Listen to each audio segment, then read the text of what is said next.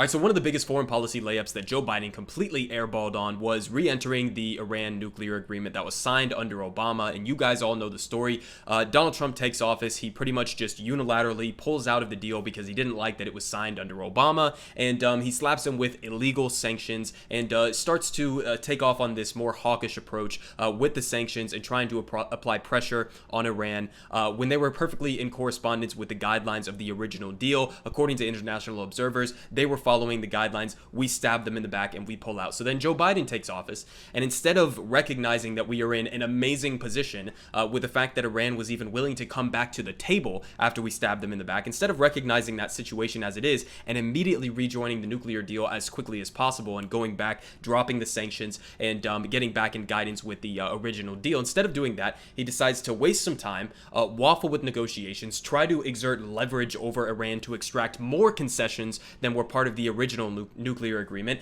And then now we're starting to see the consequences of all of this unfolding. So here's a good article from Common Dreams: How Biden's Nuclear Train Wreck Helped Raisi Win the Iranian Elections. So Iran just had new elections. I'm going to be honest, these elections, a lot of the main moderate opposition opponents to this guy who actually ended up winning the election, a lot of their opponents were basically just eliminated from the races. So, whether or not it was a legitimate election, I think is completely fair questions. And on top of that, it was a more hardliner that won the election, right? So this new guy that's coming in is significantly more hardline in terms of how he's willing to negotiate and interact with the United States and other wealthy Western imperialist countries. And so we're in a much more difficult situation than we were even just months ago. And it's all because Joe Biden refused to take this foreign policy layup, and he basically emboldened these more radical, you could say, hardliners in Iran. Because of course, when you have a situation where the United States backstabs them,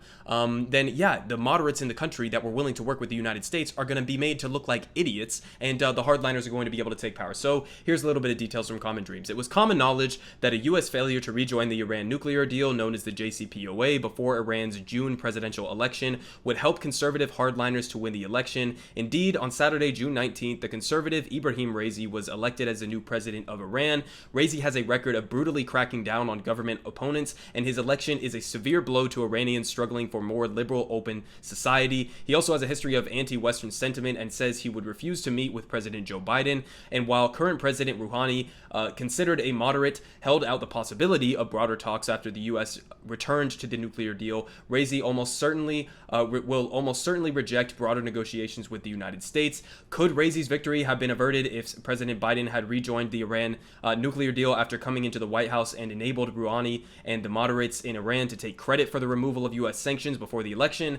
Now we're never going to know. And they continue on here that U.S. sanctions have provoked retaliatory measures from Iran, including suspending limits of its uranium enrichment and reducing cooperation with the International Atomic Energy Agency, which was the agency that was affirming that while we were part of the nuclear agreement that they were following the guidelines. And Trump's and now Biden's policy has simply reconstructed the problems that preceded the JCPOA in 2015, displaying the widely recognized madness of repeating something that didn't work and expecting a different result. And if actions speak louder than words, then we had this recent story that just came out: the U.S. seizure of 27 Iranian and Yemeni international news websites on June 22nd, based on the illegal unilateral sanctions that are among the most contentious topics of the Vienna negotiations, suggests that the same madness still holds sway over U.S. policy. So this is the story that they were just talking about. The United States seizes 36 websites used for Iranian disinformation, they say. Seized sites include Press TV and Houthi and Palestinian outlets.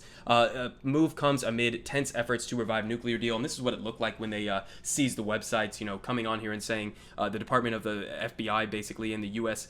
Department of Commerce. So again, based on really false premises, because the sanctions that they say these outlets were in violation of are illegal sanctions in the first place. So based on a false premise, but also it really should be alarming to people that the United States is willing to go and seize other countries' press outlets, regardless of what you think about the content that those press outlets are producing. I mean, this is analogous to saying, just because you say that the United States should not have illegally, under false pretenses, invaded Iraq and started that war, that doesn't mean that you're a big fan of Saddam Hussein, right? You don't have to be a big fan to be an anti-imperialist and an anti-interventionist. This is along the same lines as that. You don't have to approve of all of the content that these outlets were producing in order to recognize that it shouldn't be the United States, who has no moral high ground on any of these issues, especially on propaganda, that we have no moral high ground and therefore should not be meddling in the affairs and press outlets of all of these various countries. So listen, Biden absolutely blew this easy foreign policy layup. He should have immediately gotten back into the nuclear deal. It was signed under Obama. He had the opportunity to,